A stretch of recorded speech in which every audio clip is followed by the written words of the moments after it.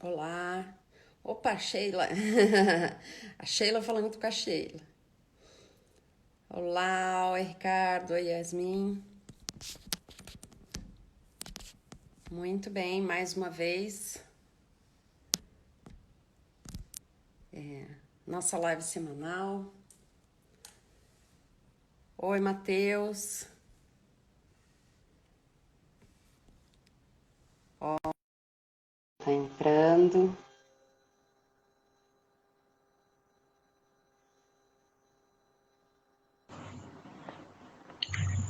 Oi, Sheila. Oi, tudo bom? Eu já tô te ouvindo. Tá me ouvindo? Tô ouvindo. Ah, perfeito. Você tá me ouvindo ou tu acha que é melhor pegar o fone? Brabo é Não, que eu dá tô uma te travada ouvindo. aqui no início. Eu tô Eu te vou ver se eu ouvindo, mas eu consigo. ainda não tô te vendo. Pois é. Eu vou ver aqui. Ver se eu saio e entro de novo, às vezes ajuda. Vamos ver. Então tá. Em primeiro lugar, pessoal, antes que eu esqueça, a gente sempre fala isso nas lives, né? Esse nosso conteúdo, ele é para médicos veterinários e estudantes de medicina veterinária. Para quem não me conhece, eu sou a professora Sheila Hesler Wozniak e hoje a gente vai receber aqui o professor Matheus. Olha, ele já está entrando de novo.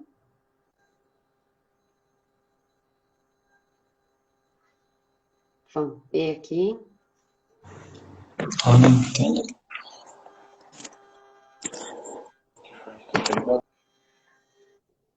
Eu tô te ouvindo, Matheus, mas ainda não tô te vendo.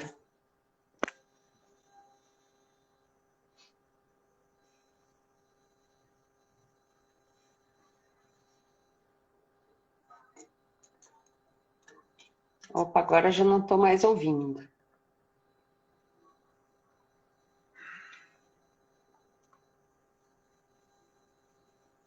Mais um pouquinho e o Matheus já entra novamente. As conexões ultimamente não estão dando muito certo, né? Tá dando problema bastante assim em conexões. Opa, agora ele caiu. Mas vamos começar a falar um pouquinho hoje. Eu convidei o professor Matheus. Ele é professor. Ele é formado, aliás, na mesma universidade que eu, na Universidade Federal de Santa Maria. Nós não nos formamos juntos. Ele se formou um ano depois que eu. Eu fui veterana dele. E o Matheus, ele trabalha com resistência antimicrobiana e ele gosta muito de estafilococos e hoje ele aceitou falar sobre estafilococos, sobre tolerância, persistência e heterogenicidade. Então vamos esperar ele entrar aqui um pouquinho. E se vocês tiverem pergunta também, podem ir fazendo e a gente vai respondendo ao longo da live. E vocês estão me ouvindo bem ou não? Porque de repente é a minha conexão que não está ruim, que não está muito boa. Acredito que aparentemente para mim ela está indo bem.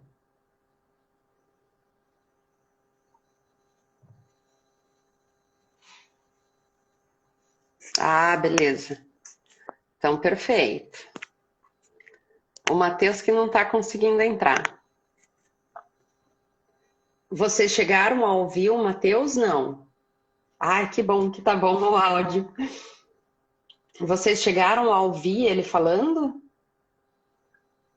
Olha, ele conseguiu entrar de novo. Porque eu estava conseguindo ouvir ele, mas eu não, em nenhum momento eu ouvi ele. Ele Eu vou está tentar conectando. aqui uma gambiarra, vamos ver se vai dar certo. Ah, ó, tá todo mundo te ouvindo também, Matheus. Só você não tá aparecendo para ninguém. É. Se não, qualquer coisa aí vai ter que ficar no áudio só. Vamos ver. Ah, Se precisar, vamos sim, né? Perder já não vai, né? Ó, deu certo, agora sim. Eu não sei o que que é. Se liga pra ele no meio da coisa, dá tudo certo. Mas que bom, então. Muito bem, Matheus. Muito obrigada por ter aceito esse convite e vir falar um pouquinho da tua experiência sobre estafilococcus, sobre tudo que você trabalha e sobre essa parte de tolerância, persistência e heterogeneidade de estafilococcus. Matheus, se apresente, fale um pouco melhor da onde você é, eu já falei, né? Santa Maria. Santa Maria da Boca do Monte. Isso, isso aí. Muito bom, bom ver pessoas aí também que a gente conhece na live, né? Bem joia. Obrigado, Sheila, pelo convite. Eu disse, né, a gente teve assim, um contato meio traumático na universidade por causa do trote, né? Não, né, a professora Sheila não foi malvada. Mas acabou que hoje eu tô no Nordeste, né? Tive uma passagem pelo Rio Grande do Sul, Santa Catarina, Paraná, e acabei vindo para cá em Petrolina, né? Tô no interior do semiárido nordestino. E a gente, eu trabalhei bastante, né, com outras bactérias, mas chegando aqui em Petrolina, né, a nossa universidade é uma universidade jovem, né? Foi criada em 2004, foi a primeira universidade multiestado, desculpe, do Brasil, né? A gente está representado em vários estados do Nordeste. E aí, o que eu ia trabalhar, né? Eu, se fosse pensar no meu sistema de formação, seriam suínos, né, com E. coli. E aí aqui acabou que a gente não tem essa vocação e eu pensei com o que eu vou trabalhar, comecei a trabalhar então com mastite em pequenos ruminantes, que aqui a gente tem bastante, né?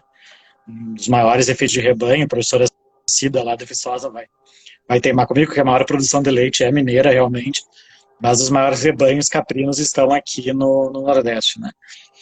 E aí a gente começou a trabalhar com estafilococcus, né? E veio daí minha busca por alternativas. Então eu sou uma pessoa que trabalho muito buscando alternativas, né, ao uso de antimicrobianos, né, convencionais. A gente sabe que tem essa grande pressão, né? A gente sabe que a resistência é algo muito complexo, né? E aí hoje eu vou falar sobre uma coisa que eu gosto bastante, que eu esbarrei acidentalmente, né? Justamente com bactérias lá de Viçosa, né? E foi algo que chegou de tanto eu ler, tanto eu estudar, sei lá se eu chamei o que foi. Mas esses fenômenos são fenômenos bem, não diria raros, a gente está entendendo cada vez mais que eles são muito significantes, né? Mas, graças a Deus, eles não têm a prevalência tão grande como a gente tem depois que a resistência já está instalada, e é sobre isso que eu vou falar um pouquinho também hoje, né? Então, eu gostaria de começar falando, né, Sheila, de novo, eu te agradeço muito o convite, dizer que a parceria está sendo ótima também, né? Eu digo, pena que o Covid nos atrasou, tem uma pessoa que estuda muito isso também, então eu acho que a gente tem muito que fortalecer ligações, a gente está fazendo trabalhos em parceria com a Universidade Federal de Minas Gerais. Eu já tenho o resultado dos genomas desses nossos isolados, que eu vou falar um pouquinho para vocês aí, e eles mostram efetivamente que essas ferramentas de sequenciamento de genoma total, elas são muito importantes para esse tipo de estudo, né? Elas mostram uma importância muito grande. Então, e daí já estão surgindo outros desdobramentos bem interessantes também. Mas detectar isso é que é um problema, a gente vai falar um pouquinho. Mas eu queria começar falando que quando a gente fala da vida, sei lá, eu digo, né, Deus, natureza, cada um tem sua crença, né, a mãe terra, quem seja, a vida sempre ela se prepara para gerar variações, né, diversidade. E aí a gente, nós seres humanos, temos uma dificuldade enorme para lidar com diversidade, isso é uma prova em vários momentos, não vamos entrar aqui em discussão, mas entenda que lidar com a diversidade bacteriana para a gente também é um problema. As nossas coisas são sempre A, B, né, no máximo intermediário, mas a gente começa sempre com essa dualidade, que as coisas são sensíveis ou são resistentes, e na verdade eu vou mostrar para vocês, né, que tem um leque bem maior e que as coisas, para mim, hoje, quanto mais eu leio, eu chego à conclusão que elas são um círculo, na verdade, né? Então, eu vou explicar um pouquinho desse círculo aí, como eu digo, não é ser Rei Leão, ciclo da vida e coisa e tal, mas elas seguem um ciclo, né? E aí, tudo começa, né, com essa diversidade, porque quando a gente pensa na diversidade da vida, né, na árvore da vida que é sempre desenhada, concorda que eles sempre nos colocam na ponta da árvore, né?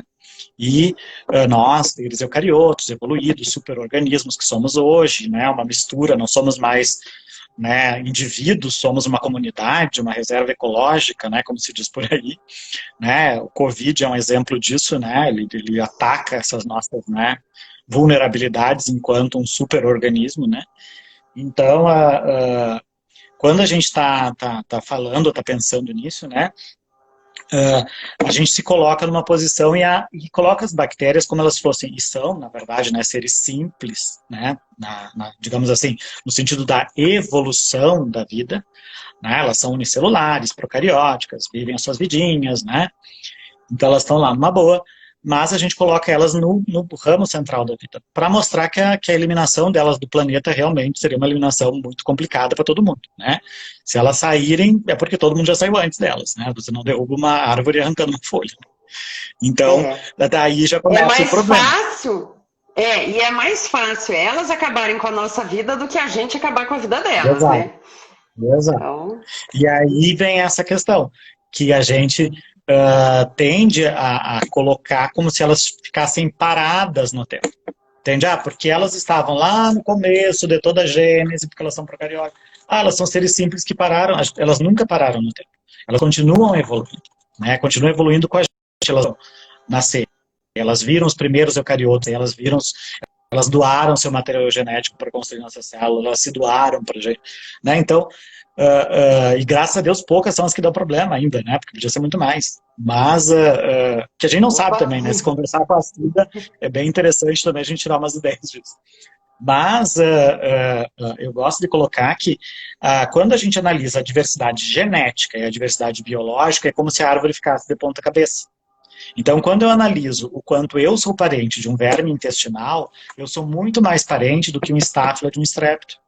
Né? Então, bactérias que estejam separadas taxonomicamente já, e filogeneticamente, elas têm um grau de diversidade muito maior do que nós, seres eucariotos, numa escala de grandeza gigantesca. Né? Nós não somos especializados em ser diversos metabolicamente, nós somos preparados para com genoma, com material genético pequeno, a gente dá conta de bastante coisa. Mas elas carregam muita informação diferente, em organismos diferentes, elas criam coisas novas, elas reorganizam, embaralham. Esse tipo de coisa a gente não sabe muito bem fazer, né? E aí está a gente de tudo, né? Porque a gente tem que é extremamente diverso, metabolicamente, geneticamente, ele vai seguir regras que eu quero. Ele não vai. Ele vai seguir as forças de evolução que a natureza vai dar para ele. E aí vem outro problema, que é a questão de toda a gênese da antimicrobianoterapia, né, que começa lá com o Fleming, né? Eu gosto de contar essa história, mas aqui tem medo de passar do tempo, mas eu acho que talvez você já tenha contado, né? Tem essas histórias meio anedóticas lá, que ele queria largar tudo, e aí ele acidentalmente, né, o efeito antimicrobiano, né, a droga mesmo, a penicilina, foram alunos dele que purificou, né, demorou mais alguns anos para chegar a isso, mas o Fleming, ele vinha num contexto de guerra, né, todo mundo vinha num contexto de guerra, né, duas grandes potências mundiais, né, lógico que outra, a Inglaterra, estavam brigando, cada uma tinha seu arsenal de armas, mas tinha seu arsenal de, digamos assim, defesa biológica. Então, cada um desenvolvia drogas, porque eles sabiam que na Primeira Guerra Mundial, que as amputações, as sepsemias, era o principal problema da mortalidade dos soldados. Então, desde ali, os pesquisadores já vinham testando nas suas famílias, né, de uma forma bem empírica, mas eles já estavam tentando montar indústrias, grandes indústrias que fizessem isso. Né? E aí, sempre se criou esse termo, né, que o Dr. Ehrlich criou, né, da bala mágica. Ou seja, é uma bala que vai matar o inimigo, nós vamos ganhar a guerra e todo mundo vai ficar feliz, né? E a gente vai ficar todo mundo na boa, né? Só que não é bem assim, não foi bem isto que Fleming acabou vendo. Lógico que com o que ele tinha na época, na época, sem o conhecimento do DNA, de todo esse mapeamento genético, todo, né, para a gente hoje falar que ele estava errado é fácil, né? Quero ver tá como ele, até porque eles dizem, né, que ele mudou o futuro da humanidade em 40 anos, né? Então, ele adiantou a nossa vida, nosso convívio em sociedade, que agora o coronavírus está meio que botando de escanteio, mas a gente vive como viveu, né? Graças ao Fleming e aos antimicrobianos. É uma das forças mais enormes que a gente tem para o desenvolvimento das sociedades. Foi a antimicrobianoterapia, né? E aí o que acontece? Só que ele viu a seguinte coisa, ele deixou a placa incubando por muito tempo, né? Isso é sabido, ele já estava para descartar a placa porque a placa estava contaminada com o fungo. E aí, quando ele foi lá, ele viu um halo de inibição, ele viu que ao redor da colônia de fungo não tinha bactéria. E ele pensou o seguinte, ó, eles estavam todos passando fome, então o fungo produziu um veneno para eliminar a competição bacteriana, menos boca para comer, sobra mais comida para mim. Só que hoje a gente analisando com as ferramentas que temos, o que a gente sabe que provavelmente aconteceu naquela época, voltando, o penicílio não faz biofilme. É difícil um fungo filamentoso que faça biofilme. E o biofilme é uma estrutura de resistência boa, que protege não só você, só o outro, ela protege você se você estiver próximo dele. Então, hoje a gente consegue entender com uma grande segurança que, na verdade, o que estava acontecendo é que o fungo estava dizendo, ih, amiga, a coisa está feia aqui. Nós precisamos de um biofilme para se proteger. Eu não sei fazer, você faça. Só que a questão é que, como eles estavam contidos dentro de uma placa, esse antibiótico não tinha para onde escapar, né? Esse composto antimicrobiano, penicilina, né? E aí o que acontece? Essa penicilina não tinha para onde ir, ela se acumulou e aí entra o que nós chamamos do efeito da hormese, onde coisas que fazem bem numa concentração pequena, quando elas estão numa concentração alta, elas fazem mal. Então, se eu uso um antibiótico numa concentração extremamente baixa, ele vai tornar a bactéria mais forte. Concorda que essa é a base dos princípios de todo o problema. Quando você não respeita as doses terapêuticas, né, o Marcos lá com os PKPD, né, não, quando você não segue essas regras, eu acho que tu fala muito para os seus alunos, né, gostei muito dos cursos aí, vou recomendar bastante aqui. Entende? A gente começa a trazer problema, porque aquilo, um antimicrobiano, dos que a gente tem hoje convencionais, só mata porque ele está numa dose excessiva, ele é um composto altamente purificado, sintetizado quimicamente. Se ele não estiver assim, ele não vai conseguir fazer esse efeito que a gente espera, pelo menos, né? E aí o que acontece? Então, como eu digo, a gente estava passou tentando matar bactérias, como eu disse, isso não é uma coisa que inviabilize, né? Porque isso aí, como eu disse, mudou a sociedade. Só que, ao mesmo tempo, isso tem uma data de validade, porque eu estava dando uma coisa dizendo morra, e ela estava entendendo que tinha que ficar mais forte. É uma coisa natural. A maioria das drogas antimicrobianas e dos genes de resistência existem na natureza. São produzidos por bactérias do solo, né? E não por coincidência, a mesma bactéria que produz o sinal é a que destrói o sinal, né? Então, a bactéria que produz o antibiótico já produz o gene. No momento que ela não dá o antibiótico e passa a passar o gene de resistência, ela cria uma população resistente. Mas por que ela criaria um gene de resistência para um sinal que ela está mandando? Né? Por isso que eu digo, se ela quer matar todo mundo, por que ela vai passar isso para os outros? A gente tem que entender que as moléculas antibióticas, elas têm muita analogia, a maioria delas, com moléculas de quorum sensing, de comunicação bacteriana. Então, se eu tenho um gene do antibiótico que é análogo a uma molécula de quorum sensing, penicilina são um exemplo clássico, né? Eu tenho que ter um gene que destrua esse sinal. Porque se eu quero conversar com a Sheila e não quero que vocês escutem, eu tenho que calar a boca de vocês e deixar eu só conversando com ela. Assim como eu quero que se ela não deixe, ela escute, mas outro não escute, eu passo para ela o destruidor desse sinal. E aí começou toda essa dinâmica da qual nós não sabíamos, nós não entendíamos, e que é mundo desde que o mundo é mundo. Então, elas são preparadas para resistir, porque a resistência para elas não tem a ver com um ataque, tem a ver com uma comunicação, com uma negociação. Nunca vai ter um antibiótico numa concentração tão alta na natureza como a gente teria num tratamento, né? Então a gente tem que entender que os nossos conceitos estavam equivocados e por isso que hoje a gente está chegando ao momento tardio já de rever nossos conceitos, eles estão muito trocados, né? E aí vem toda essa história, né, do resistoma, esses grandes bancos, deles acharem gene de resistência imune, aí as pessoas ficam, nós não usamos errado, tá vendo que a prova que a gente não usa errado, porque achou lá, né?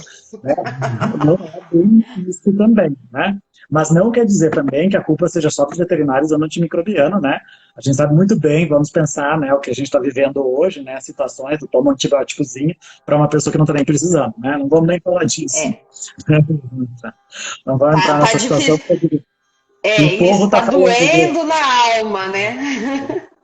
E se o povo está falando de 3, 4 ondas, minha gente, por favor, e entendam que o macrolídeo age sobre síntese proteica, e eu vou mostrar para vocês que essas coisas não são muito boas a gente mexer com esse tipo de coisa de bactéria. É bom deixar elas transcrevendo, traduzindo, bem boazinhas. Se a gente tentar fazer elas pararem esses mecanismos, a gente vai ter problemas, né? Não, até agora, com rifampicina eu não vi muita coisa, eu acho que em breve veremos, né? Mas a gente tem visto para outras drogas, né? Mas entenda que o mecanismo esbarra, e aí não sei se ele não vai ter problema. Mas aí, Sheila, tu vê quando eu estiver meio abusando do tempo, aí tu me dá um grito que a gente... Não, uns 5 minutos antes eu falo, tá? Isso, que daí a gente dá, porque eu falo que nem, sei lá... Até a gente só está com 20 minutos. A gente tem mais 40 minutos ainda. Ótimo. Então, o que eu queria começar a falar então para vocês, espero que tenham entendido, né, que a gente tem essa diversidade bacteriana com a qual a gente não pode lutar, que houve um certo equívoco de interpretação no começo, mas entendendo-se a lógica, o contexto, né? Mas a gente chega a uma situação onde já em 1940, o antibiótico ali, né, 30, comecinho de 40, ao finalzinho dos 40, ali dos anos 40, já se começou a perceber coisa errada com a penicilina, né?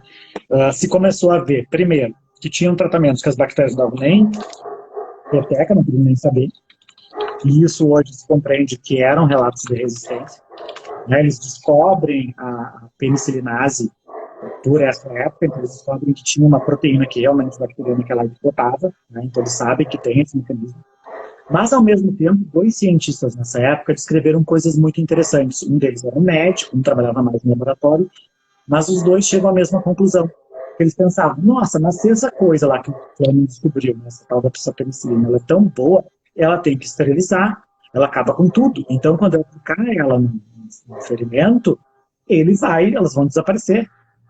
E aí os 2, não simultaneamente, mas em alguns anos de diferença, descobriram que uma parcela das bactérias, mesmo morrendo, a maioria, uma parcela muito pequena ficava. E eles chamaram isso de persistente, que eram bactérias persistentes que ficavam na infecção. Então, o fenômeno da persistência, a gente acredita que ele seja muito antigo. E como eu disse, porque ele também é um fenômeno biológico, ele não vem do uso, lógico, ele é acelerado pelo uso de antibiótico, mas ele não vem teoricamente dele. É isso que eu vou explicar daqui um pouquinho para vocês nessa teoria aí. Então, entendam que a bactéria não desenvolve isso como uma resposta ao antibiótico. O antibiótico ele acelera, ele seleciona, ele bota uma pressão, né? Mas os fenômenos são fenômenos biológicos daquela diversidade genética metabólica que eu falei para vocês. E aí o que acontece? Eles já descreveram esse fenômeno, só que ninguém nunca deu pelota. Ninguém nunca deu bola. Ficou anos e anos e anos e anos e anos. E de eu diria uma década para cá, as pessoas começaram a se debruçar mais, porque a gente começou a entender a resistência maior, começou a entender como a resistência é complexa. E aí a gente começou a ver, opa, tem mais problema aí. As tecnologias avançaram.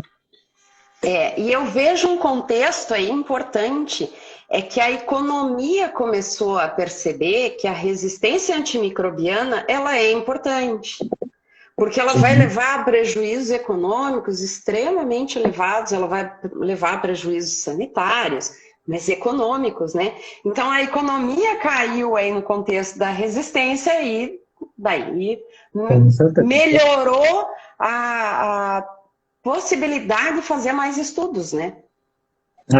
Com certeza, com certeza. E como eu digo, também a própria tecnologia, porque quando a gente ganhou sequenciamentos de nova geração, isso também eu acho que ajudou muito a gente a olhar por dentro do... Né?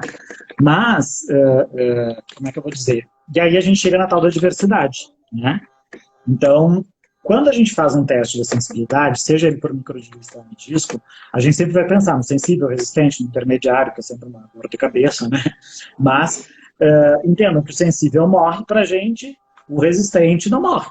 Concorda? Então você não vai usar, você não vai, tem o halo, tem a MIC, tudo isso está bem estabelecido, as SINs, né? Estão todas estabelecidas, TVMs e tudo mais. Mas a grande questão é, como é que eu vou dizer para vocês, que este fenômeno não está atrelado ao meu uso, né, de antibiótico ou não. E aí, na natureza, como é que isso funciona? Bom, isso funciona da seguinte maneira, como eu disse, a vida se prepara para gerar diferenças. Eu tenho que ser diferente da Sheila, eu tenho que ser diferente da Lilian, que está aí, nós temos que ser diferentes entre a gente. A vida vai nos preparar para isso, com o menor impacto possível, né, mas trazendo impactos, né? E aí o que acontece? Vamos imaginar que todos nós somos estafilococozinhos, né? Eu sou um clone, então são vários clonezinhos meus aqui. Eu tô, oi, tudo bom, tá todo mundo bem aqui, certo? Mas, num dado momento, vá saber lá por quê. Um microespaço, uma micromolécula que está chegando, ela vai bater em um dos meus clones e não nos outros. Os outros continuarão super bem. Lembra que eu disse que o antibiótico na natureza ele está presente numa pequena concentração. Lembra que osmoses, esses fatores, todos vão estar interagindo no ambiente. Comida, que uma hora tem, outra hora não tem, e aí quem está de um lado da colônia pode pegar, quem está do outro não está, quem está do biofilme não está. Então, isso muda bastante para elas como célula. Então, elas são um clone, concordo, elas têm o mesmo material, a mesma identidade, perfeita, só que a partir daquele momento, uma sofre e a outra não. Então, enquanto uma tem fitness, está tudo numa boa, uma festinha, né, que nem muita gente está fazendo que não pode, a outra, ela começa a sofrer.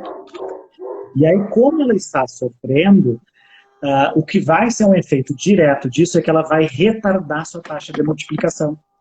E alguns antibióticos, alguns dos compostos hoje que a gente estuda, inclusive substâncias que a gente usa para outras coisas, não sei se eu te mandei esse artigo, tu já viu esse artigo que mostra o efeito de fármacos comuns sobre transferência de genes, coisa e tal? Eu acho que eu vou te mandar. Tô abrindo esses parênteses, me deem desculpa aí que eu sou meio doido. Mas, seguinte, eu vou te mandar. Aí o que acontece? Entendam que pode ser qualquer substância, a gente não sabe. Os antibióticos, algum deles tem relação direta, como beta-lactâmicos e fluoroquinolonas, né? São muito, e é o caso da bactéria que eu esbarrei, né? As fluoroquinolonas são diretas nisso, né? Os beta-lactâmicos também, né? Cara, ali que eu mandei para ela, que o artigo dá medo, Nossa, que nada tá tão ruim. Mas o que a gente coloca é o seguinte, ó, que entenda que como eu estou sofrendo por esse agente aleatório, que pode ser um agente químico, né, são vários, fome é o principal, inclusive, né, para estáfilo também. Então, o que acontece? Quando eu começo a mudar minha taxa de replicação, porque eu estou sofrendo, coisas começam a mudar em mim. A minha taxa de proteína muda, de síntese proteica, a minha taxa de síntese de RNA mensageiro, e o meu DNA, as coisas que começariam a me matar, como o meu metabolismo está mais lento, passa a não matar com a mesma velocidade. Entenda que se eu estou numa fase de intensa replicação naquela midlog da curva, lembra quando a curva está subindo numa reta? Ali é a fase mais fácil de nós matar um organismo vivo, porque ele está mais metabolicamente, ele está aberto para o mundo. Esse que está sofrendo, mas entendo, eles vêm do mesma origem. Esse está sofrendo, ele está retardando a sua multiplicação. E retardando a sua multiplicação, ele passa a não morrer mais por outros agentes agressivos também. E o fato dele não morrer na hora certa, porque tudo tem uma hora para viver e para morrer, faz com que ele comece a acumular mutações no seu DNA. E aí as mutações no DNA estão na gênese deste e de outros problemas. Porque aí genes que antes funcionavam para uma coisa, começam a funcionar para outra. E aí, gente, uma das coisas, quando a bactéria se torna agredida e começa esse processo de mutação, ela vai disparar um segundo mensageiro. É uma molécula, guanidina, que vai no citoplasma e ele vai ativar um sistema que nós chamamos de toxina-antitoxina. Várias bactérias têm. Para quê? Ninguém sabe direito, mas estão achando uma alta relação com isso. Ela carrega sempre com ela um veneno e um antídoto, certo? Não é resistência a antibiótico, não é bem por esse caminho. Mas ela tem um veneno e um antídoto. Quando ela perde antídoto, que é o que esse segundo mediador faz. Então, se ela está passando fome, se ela está sendo agredida, por isso que eu disse, mexer com bactéria é coisa séria, elas são punk. Então, se ela está sendo agredida, ela libera esse segundo mensageiro e ele vai trancar esse sistema de antitoxina. Sem a antitoxina, a toxina fica livre. E essa toxina, ela vai barrar a transcrição e a tradução bacteriana. E ela entra num estado de dormência. Ela começa a dormir. Não é uma esporulação. Isso acontece com várias bactérias patogênicas. Ela simplesmente dorme. E aí, nesse momento, é comprovado que eu posso dar o antibiótico que eu quiser. A gente fez testes com essas minhas bactérias aqui, a gente parou. Mas a gente chegou em 250 e tantas vezes a concentração da SIM. E para elas, ó, ela dorme. Ela entra no estado de dormência. Certo? Para a maioria das bactérias que estão nesse fenômeno inicial, certo? Antes de entrar na dormência, nós temos o que a gente chama de heteroresistência monoclonal. Então, a gente tem um clone só de bactéria, ela tem uma diferença fenotípica no fenótipo, na expressão, na tradução, ali, na produção de proteínas.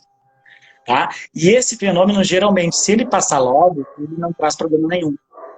Ele reverte rapidamente. Só que entendam, ele é o começo do ciclo. O problema é se ele não for barrado. Se ele não for barrado, ele evolui para uma persistência, que é esse fenômeno da bactéria se desligar. Se desligar não quer dizer que ela está morta e nem que ela está parada. Ela está dormindo, mas ela continua fazendo coisas. E uma das coisas que ela faz é aumentar a sua taxa de mutação. Ela desliga o chamado sistema SOS de reparo do DNA, que todos nós temos. E aí o que acontece? Na hora que ela desliga esse sistema de reparo, que isso é comprovado que as fluoroquinolonas fazem também com o DNA bacteriano, e por isso, como eu disse, elas têm uma ligação direta. Já os beta-lactâmicos é porque eles retardam a replicação por causa da parede e tudo mais, né?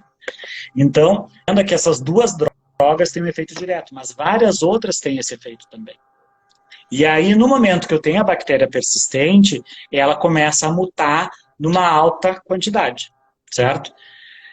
Antes disso, nós temos a chamada tolerância. Né? A tolerância é um fenômeno onde eu ainda não tenho duas subpopulações, eu tenho uma população só, que essa população ela começa a ser afetada, ela começa a ser, esse agente agressor, ele começa a aumentar dentro da população, e elas começam juntas a se comportar num mecanismo de refreio de multiplicação. Não sei se vocês me entendem. Elas começaram ali, uma foi agredida, mas essa hora essa agressão vai passando para as outras. Quando todas ficam agredidas, elas se tornam tolerantes. Elas param todas de multiplicar.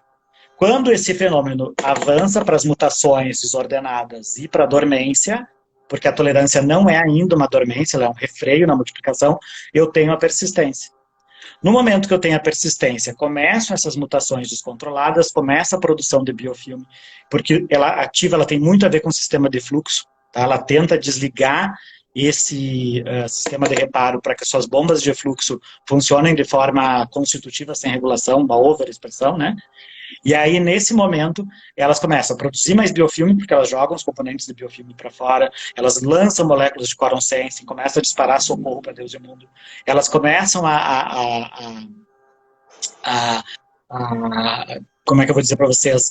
Elas regulam e se coordenam no sentido de invadir células, salmonela e estafilococcus, é onde a gente tem estudado muito isso, né? Eu tinha muita vontade de estudar, porque a gente sabe dessa questão da infecção crônica por estáfilo associada com invasão intracelular. E a salmonela, que onde os estudos estão mais avançados, ela é tão danada, mas tão danada, que ela cria um sensor para o antibiótico. E ela lança na superfície do macrófago, que a fagocitou. Ela troca o perfil primeiro dele, reconfigura ele geneticamente. Lembra que as bactérias viram o primeiro macrófago, concorda? Então ela sabe muito bem como manipular ele. E elas colocam um sensor na superfície. E aquele sensor encontra o antibiótico e dispara um sinal para ela. No momento... Opa, espera, um pouco aqui. No momento que aquele sensor dispara para ela que tem um antibiótico, ela continua em dormência. Na hora que o antibiótico desaparece, ela reestrutura o citoesqueleto do macrófago, que para ela não é bobagem, concorda? Porque ela tem um sistema de invasão e tudo. Ela faz a exocitose e ela é liberada para o meio externo. Porque os antibióticos terão dificuldade de penetrar nas células. E hoje eles sabem em estáfilo isso também. Não sabe bem como o estáfilo faz, mas eles sabem que o estáfilo muda de cara, as colônias ficam pequenininhas quando elas fazem isso. Então eles sabem, ô safadinho, quando ele está lá dentro, ele tem esse perfil, tu tira, ele imediatamente volta. Então, entenda que isso não é resistente. Não sei se vocês conseguem entender. Assim do antibiótico, ela continua, ele tem a sensibilidade, ele não tem nada no seu material genético que diga que aquele antibiótico não vai funcionar. A questão é que, como ela está dormindo, o antibiótico simplesmente não entra, ela está com as bombas a todo vapor, tudo que tentar entrar vai sair. Como eu disse, ela está dormindo, mas não está morta, né? Mas ela é sensível. E aí, quando a gente faz um teste de sensibilidade padrão, o que ela vai dar no teste? Sensível, ela não é resistente. Só que quando eu usar o antibiótico, o que ela vai fazer? Ela vai se esconder, ela vai fazer biofilme, ela vai ativar esse mecanismo. Enquanto eu estiver usando o antibiótico, vai estar funcionando, o paciente vai dar aquela recuperada, só que de um momento para outro, a coisa começa a desandar. Né? Para nossa sorte, isso traz um custo para a bactéria. Porque como ela não multiplica na velocidade que as suas parentes saudáveis, porque sempre tem saudável também no meio. A gente tende a achar que a nossa colônia é um clone, mas na verdade ela só é um clone se a gente fizer um trabalho de diluição fantástico. Porque na verdade sempre vai ter gente misturada ali, né? E aí essas elas sempre têm uma vantagem competitiva sobre elas. Então o material genético delas, que carrega esse tipo de bagagem, ele não é passado com grande velocidade, porque a bactéria não multiplica numa velocidade alta. Não sei se vocês me entendem. Eu sou pouquinha, então eu não passo essa característica ruim adiante. Só que o problema é que eu não passo isso, eu passo coisa pior. Por quê? Com essas mutações, surgem os genes de resistência. Então vai mudando. Para além daquilo, entende? Lembra, o foco dela era a bomba de fluxo, mas ela desligou um sistema geral de reparo dela. Então agora as mutações começam a acontecer aleatoriamente no genoma. E aí agora eu tenho novos genes de resistência. E o problema é que quando eu tenho novos genes de resistência, eu tenho mecanismos de HGT. E aí eles começam a sambar dentro da população toda. E aí, entendam, a persistência hoje, nós sabemos, é o caminho para resistência. Então, entenda, na natureza, independente dos antibióticos ou não, esses fenômenos estarão sempre acontecendo. Então, a partir de uma população heterorresistente monoclonal, eu tenho uma população ali, né, tolerante, depois uma população persistente, depois eu tenho uma população resistente, e dessa população resistente, agora eu tenho uma população, por isso o ciclo, heterorresistente policlonal.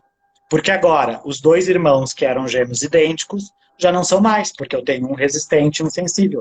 E agora os dois começam a conviver juntos, na mesma colônia. E aí, porque eles têm a mesma origem. Então, o que acontece? Agora eu tenho um protegendo o outro, né? Eu tenho a bactéria resistente, que tem uma desvantagem de multiplicação, porque o genoma dela é alterado, ela tem uma série de problemas, lembra toda essa multiplicação lenta? A bactéria sensível a irá proteger. Ela vai passar fatores de crescimento, fatores de fitness, alimentos.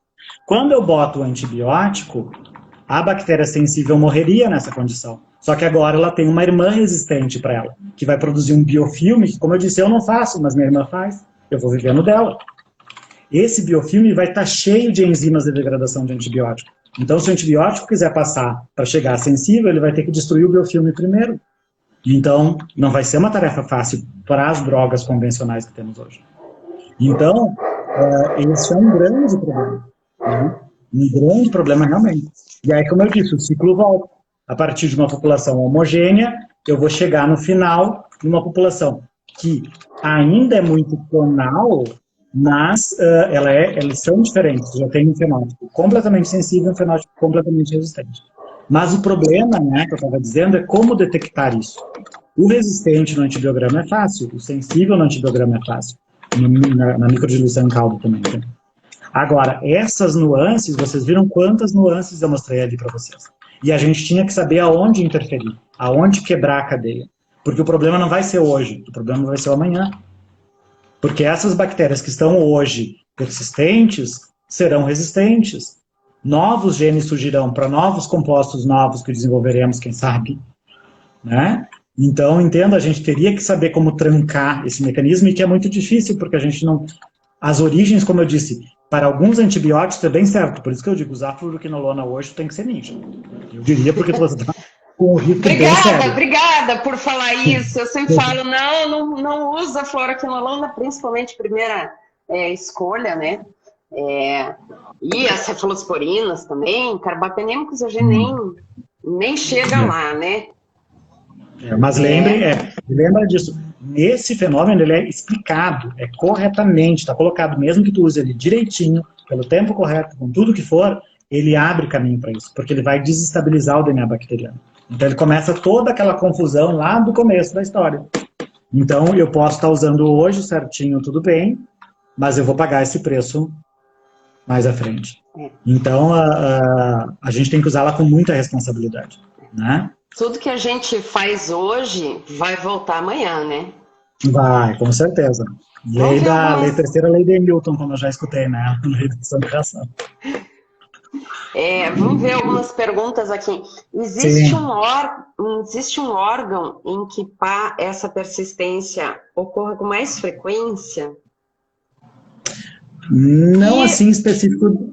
Oi. E uma pergunta, bem relacionada também. Me embananei aqui. Alguma relação com o tecido que permite essa população tolerante, né? Então, são duas perguntas bem no mesmo caminho, né? Como é que eu vou dizer para vocês, entende? Seria muito interessante esse artigo, eu vou ter mandado, de repente tu manda aí pro pessoal, né? Primeiro, assim, não tem uma assinatura tecidual, digamos assim, que seja específica para isso. Aonde elas possam tentar formar biofilme e elas estarem sujeitas à variação de pH, de temperatura, de nutrientes, isso sempre fazendo confusão com elas, entende? Que não, por isso que eu digo, não é uma coisa que surja nem na gente, ela pode surgir do ambiente, pode surgir da fluoroquinolona que eu tomei, ela saiu e foi para lá, não. Então, por isso que eu digo, as situações são muito mais complexas, e hoje eles estão mostrando, como eu disse para vocês, que tem fármacos, que eu não vou ter o nome deles aqui, mas assim, anti-inflamatórios, vários induzem esse tipo de problema, porque eles desestabilizam a membrana, eles afetam a mutação. Então, entendam que é um fenômeno bem complexo. Eu sou muito interessado em testar isso na mastite, muito, porque, como eu disse, para mim tem uma relação bem direta ali, né? Na pele, aonde tiver uma célula fagocitária para estafilococcus hoje, eu diria que é muito interessante pesquisar. Mas o problema é como achar, porque, como eu disse, eu esbarrei, porque eu estava lendo no carro, né, eu acho que eu te contei, né, eu estava lendo, e aí eu vi que eles diziam que a mastite era resistente, mas os breakpoints eram todos sensíveis, não tinha como ser resistente assim.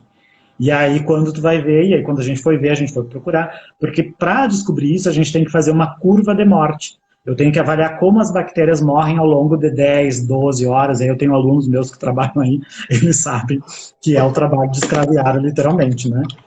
E às vezes é muito pior, porque se for para ver heterorresistência, nós não fazemos numa concentração de antibiótico só, você tem que fazer várias, diluir e testar em várias, então... Assim, pense que a placa que não acaba mais.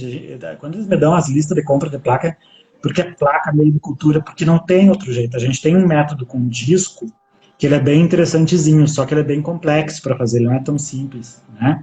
Não que a contagem seja, mas você tem que saber exatamente as concentrações, ele exige um estudo mais detalhado, por isso a gente está tentando padronizar ele como uma técnica de screening, para tentar usar primeiramente no nosso hospital humano, mas depois no hospital veterinário, que a gente já tem um banco de bactérias esperando para ser testada, mas o Covid nos atrapalhou um pouquinho.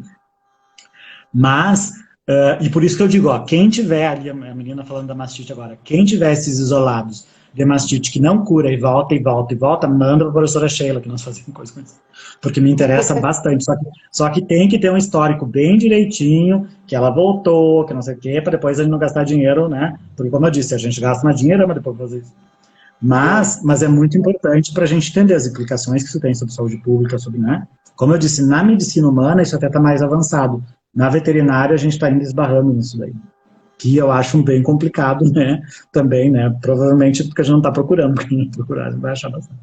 Bem isso, né? O que a gente não conhece é porque ainda não foi procurado, né? Porque... E aí eu queria só falar desse teste, que ele é só bem interessantezinho, que é o quê? A gente pega o antibiótico, bota do teste do halo lá. Ele abre um halo, lindo e maravilhoso. Aí você diz, nossa, sensível. Aí você tira esse antibiótico e coloca um disquinho de glicose, né? E aí glicose, comidinha de manhã, ela sente aquele cheirinho de glicose e ela faz a sua, alguns chamam de ressurreição, na verdade, né? Mas não é. Ela estava fingindo de morta, né? Como a gente diz. E aí ela cresce dentro do halo, você vê elas crescendo dentro daquele halo que não era para crescer, era para todo mundo morto, né? Então elas dão aquele, só que não, elas nos enganam direitinho, se fingindo de morta, mas na verdade elas não estão, não. Né? Então isso a gente comprovou para esses estafilococos que a gente trabalhou aqui.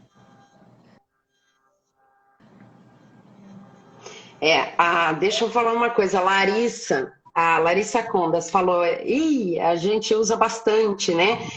Então, assim, fica o alerta, a gente já fala sobre o uso, sobre, principalmente fluoroquinolonas, né?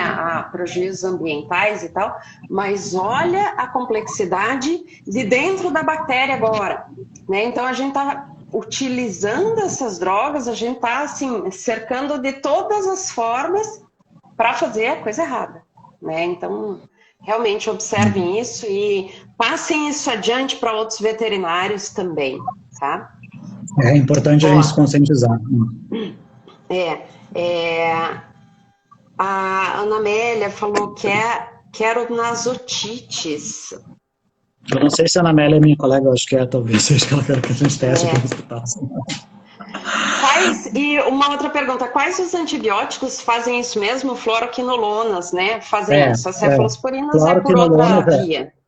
Os beta-lactâmicos, sim, né, tem comprovação por retardo de multiplicação. Já as fluoroquinolonas, o efeito é direto, porque elas provocam dano no DNA, né? Então, por isso que eu disse, mas para mim a gente vai começar a achar com outras coisas. Para mim a azitromicina é uma que logo nós vamos começar a achar alguma coisa. Porque eles sabem que isso vem de um uso, mau uso da droga também. Isso ajuda bastante, né?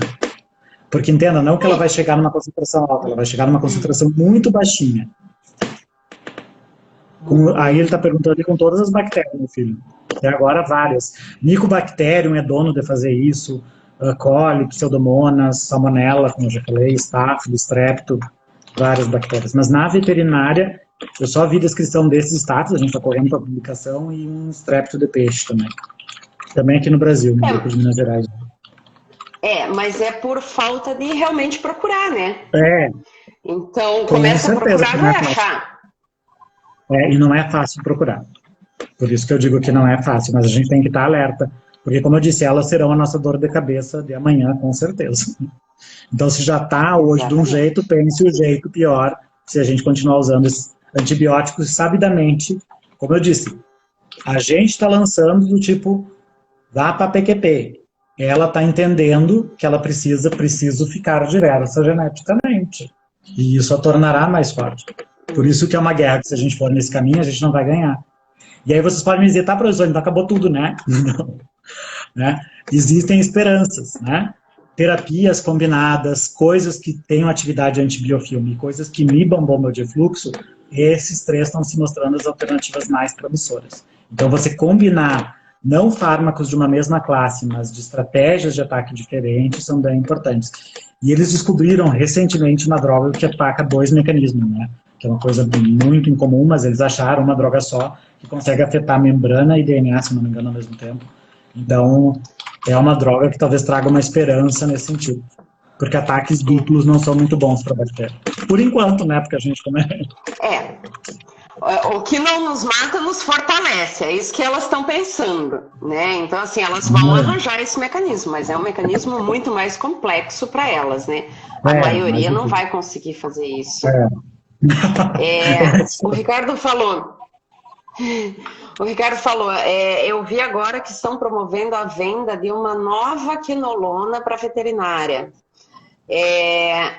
Não quero nem ver esse estrago. Não é a pradofloxacina?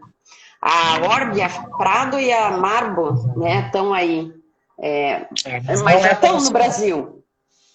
Essas 3 já tem no Brasil, né? Mas não é bom sinal. Não é bom sinal.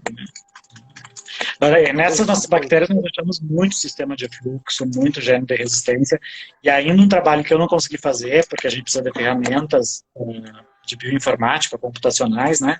Mas é a gente procurar novos genes, né?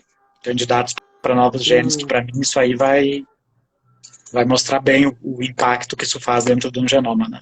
Que isso a gente tem poucos trabalhos com genoma ainda também.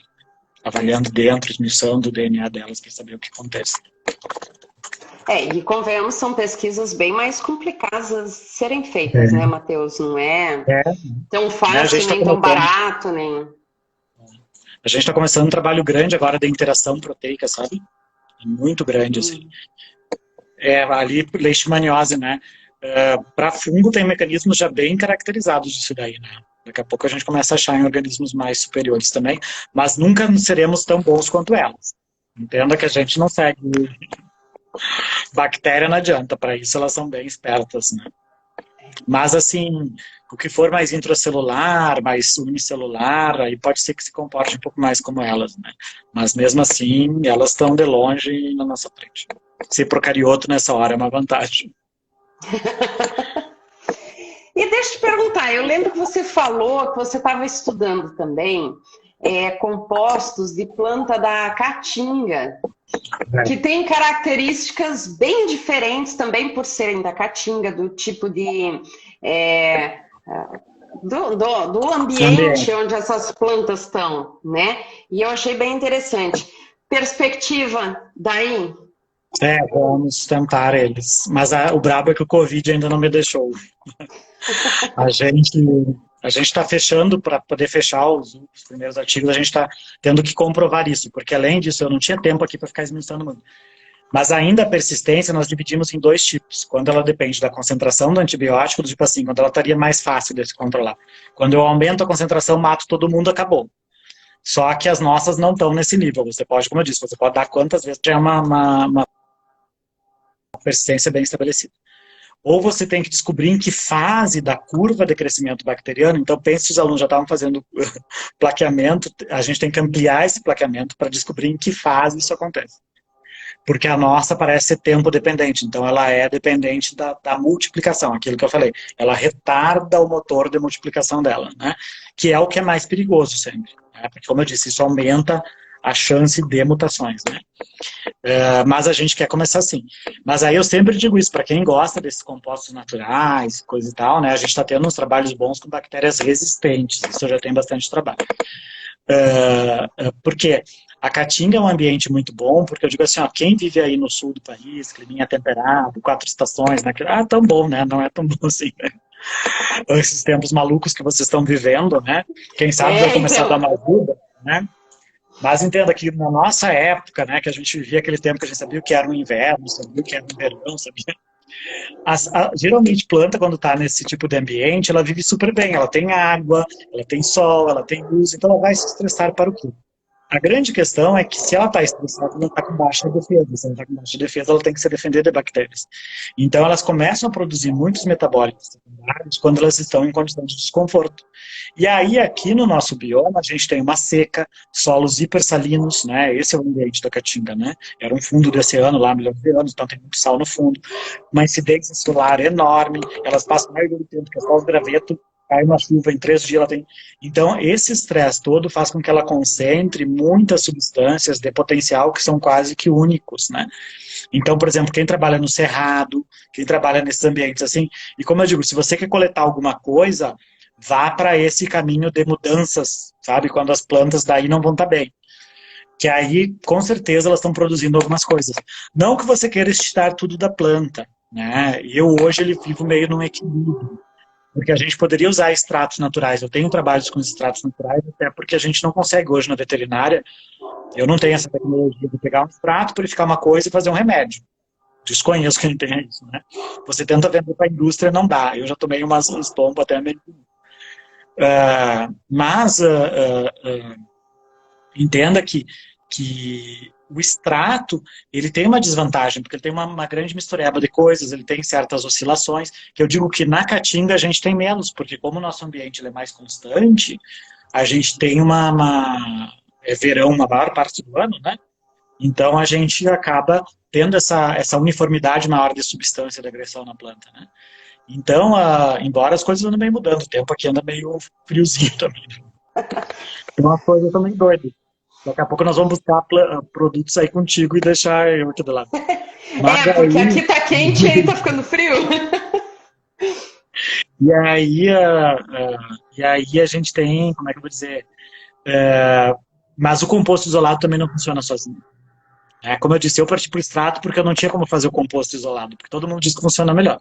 E como é que eu vou dizer? Alguns experimentos que eu fiz em laboratório mostram que ele funciona melhor mesmo. Mas para mim eu ainda não fiz as perguntas certas, porque quando a gente faz a pergunta certa, a gente tem a resposta certa também, né? E, tipo, comparando os dois, é lógico que tá puro, vai matar mais. Lembra o princípio da hormesis, aquele que eu falei para vocês. Mas a grande questão é que trabalhar com ele sozinho se mostra também não ser eficaz. Então a gente tem que pensar em combinações. Ou combinar com drogas, e a gente tem a chamada sensibilidade colateral, onde aquele antibiótico que era resistente passa a ser sensível de novo, então ele abre um fôlego, né? Ou você fazer a combinação de compostos naturais. E a gente tem uma linha muito forte de nanobiotecnologia aqui, né, com polímeros, que é com um colega meu engenheiro, o professor Leonardo, e a gente também está matando as bactérias no choque elétrico, viu? Isso também funciona. Você tinha falado. A gente mata elas no choque também. No choque, até agora, não descobrimos resistência, porque ela arrebenta e tira todo o DNA delas. Né? Então, por enquanto, elas não conseguem... E não é uma descarga que vai matar ninguém, só se alguém tiver curioso. Né? É uma microdescarga, não é uma descarga elétrica poderosa. Embora não testamos em bicho ainda, né? Ainda falta testar. Foi das outras coisas que o Covid, infelizmente, nos atrasa. Mas a gente está até pensando em tentar fazer uma máscara para a Covid, né? Porque ele parece ter esse efeito também. Então, são coisas que a gente tem que pesquisar, né? Uma coisa vai ajudando a outra. E para mim, gente, a azitromicina, infelizmente, essa pandemia vai mostrar o pior. Né? Eu vi alguns cientistas internacionais falando que a pandemia está ajudando a resistência porque as pessoas não vão comprar antibiótico. Não, elas estão receitando para elas, né? E aí eu digo, mas eu devo ter experiência própria de amigos, né, que chegam, que eu digo que não sei, né, o que tu faz, mas chegam e te mostra a caixinha cheia de sacola que comprou de azitromicina e cloroquina. Então eu digo assim, né, nós temos que mudar nosso conceito, enquanto a gente não mudar, e nós como profissionais veterinários, nós temos essa grande, não que não é médico, mas nós temos essa nossa responsabilidade, a gente tende a ver a questão num contexto mais holístico, né, e infelizmente, para o médico já vai chegar o pior. Não adianta. Assim como para o clínico veterinário também chega o pior. Mas eu digo, a gente não pode cair em certas falácias também. Como eu digo, essa história de culpar os promotores de crescimento tem sua razão, mas tem sua desrazão também. Né? A gente precisaria rever algumas coisas também. Né? Então, dizer que a culpa é só do veterinário. Eu já falei isso em outros locais, né? Não sei se escutaram, mas toma tanto antibiótico quanto a gente. Então, quem gosta de comer uma maçãzinha pode saber que está tomando aminoglicosídeos, tetraciclina, está tomando ali. Agora, é uma coisa importante a gente entender que, desde que a penicilina veio aí para o mercado, até agora, as terapias antimicrobianas, elas não mudaram. Né? Ficou naquele contexto de 7 dias... Desde que novos conceitos foram sendo embutidos, novas drogas vieram, o uso como promotores de crescimento, o uso na agricultura, veio e ficou da mesma forma. Não evoluiu. Né? Então, isso precisa evoluir. A gente está trabalhando com a mesma coisa que na época do Fleming se fazia com terapia.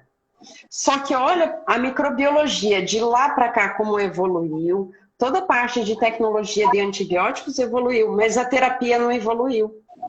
Né? Então a gente está vivendo lá na década de 50, 60 em termos de terapia antimicrobiana. Né? Precisa evoluir, assim como a microbiologia está evoluindo, a indústria farmacêutica está evoluindo, a terapia também tem que evoluir junto, né? Então tudo trabalha junto. Matheus, falta um minuto só. Eu me bobeei aqui, tá? Matheus, antes de mais nada. MSP aí, procura a professora Sheila ou eu, tem algum contato, a gente vê para fazer alguma coisa com esses bichos, sim, que interessa. Tá, exatamente. Sheila, obrigado, viu? Matheus, foi um ótimo papo, o pessoal gostou também, tá todo mundo falando, uma delícia, continue o papo e tal. Agradeço muito e você volta aqui para fazer outras lives ainda, tá bom? Com certeza, será um prazer, viu? E? Beijo, sei que tu vai nos ajudar bastante. Oi? Não, e tu vai nos ajudar bastante, que eu já ando com umas propostas, né, para ti também, de vir nos ajudar aqui no nosso comitê aqui. Vamos usar a tua experiência. Vamos começar a trabalhar realmente com infecção hospitalar, diminuir terapia antimicrobiana, né? Isso tem que ser realmente expandido e melhorado tudo na nossa área, né? Acabou.